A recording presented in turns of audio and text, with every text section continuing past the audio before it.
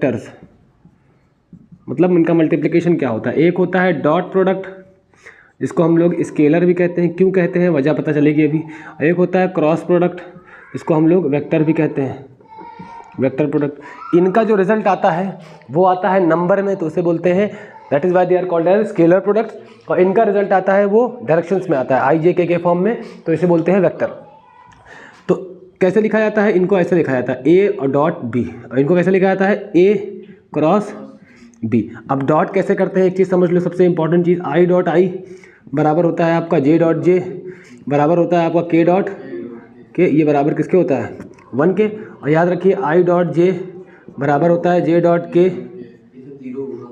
बराबर होता है के डॉट आई, ये होता है 0 के बराबर। जैसे मैं कहूँ यहाँ पे आई क्रॉस आई बराबर होता है जे क्रॉस जे, बराबर होता है के क्रॉस के, और वैल्यू क्या होती है 0। तो याद रखिए आई क्रॉस जे बराबर जे क्रॉस के बराबर और के क्रॉस आई बराबर, जो बच रहा वही लिख दो।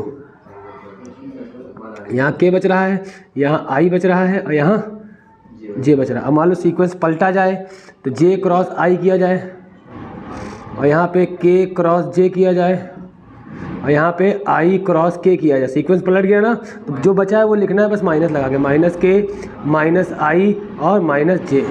क्लियर है।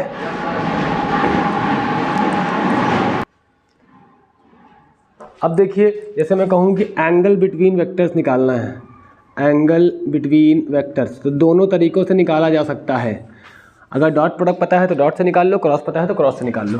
तो जैसे मैं कहूँ कॉस थीटा बराबर होता है ए और बी का डॉट प्रोडक्ट रख दो ऊपर और नीचे दोनों का मॉड या मैग्नीट्यूड कहते हैं इसको, रख दो।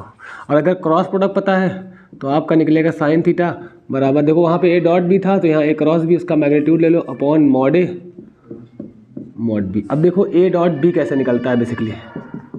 जैसे मैं कहूँ कि एक वेक्टर आपका ए है 2i माइनस जे प्लस 4k और एक वेक्टर आपका बी है i plus 3j plus 2k।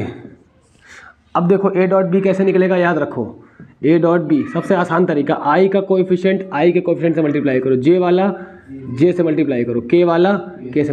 2 into 1 कितना आएगा 2 विथ साइन पॉजिटिव और निगेटिव। यहाँ कुछ नहीं है तो -1 इंटू 3 -3 आएगा और 4 इंटू 2 कितना आएगा 8, 8 2 10 में। तो ए डॉट बी कितना आ गया 7 आ गया। क्या आ गया। अब जैसे मैं कहूँ condition for perpendicularity of two vectors,